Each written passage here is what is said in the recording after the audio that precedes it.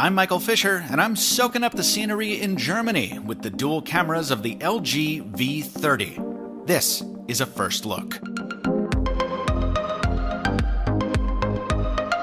Three things. First, this video comes to you from the IFA Technology Show in Berlin. Second, it's brought to you by dbrand. And third, subscribe to the MrMobile on YouTube if you want to see more.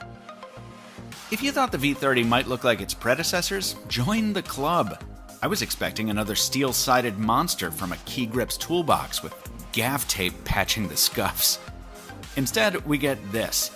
A spit-polished glass sandwich of a smartphone that's much lighter in the hand than you expect.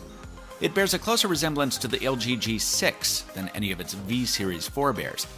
In fact, if you put this phone in my hand and told me it was a G7 prototype from the future, I'd probably believe it. LG stepped up the industrial design, smoothed out some of the G6's rougher edges, and stepped it up on the specs front. Yes, of course, I'm talking about the usual stuff, the higher-end processor, the fact that every model now has wireless charging. But more importantly, this is the first LG flagship in a long time to ditch LCD for AMOLED display technology. The result is a brighter, more colorful screen that should be more power efficient as well. The V30 also builds in a very subtle, almost undetectable curve to the glass, and it ditches the dedicated second screen of the V10 and V20, building that functionality into a software feature called the floating bar. The strange part of me that's all for weirdo things like second screens mourns its passing, but let's be real, this is probably a smart move. Despite that victory for conformity on the front, I'm happy to say that there's still a party in the back. LG's dual camera setup is still the only one to blend standard and super wide-angle fields of view, so you can turn shots like this into shots like this.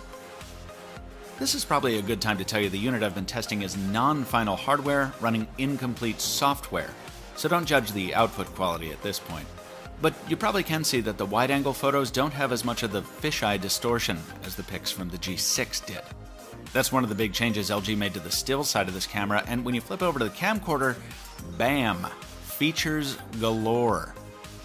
The V in this brand always informally stood for video, and that continues to be the focus for this one. LG gives you 15 different color grading options out of the box for quickly applying a scenic effect. And if you want to go full manual, you can even shoot in log format, which is something professional videographers use. It's a means of preserving more dynamic range and tonality. And probably the coolest feature in my book is point zoom. You tap on a subject and start zooming, and the zoom will follow the subject as it crops in, instead of just punching in on the center of the frame. Naturally, I can't render anything close to a final verdict after just a few days with a pre-production sample, but you don't need to be Nostradamus to see that the V30 is about to become the very best Android alternative to Samsung's Galaxy Note 8.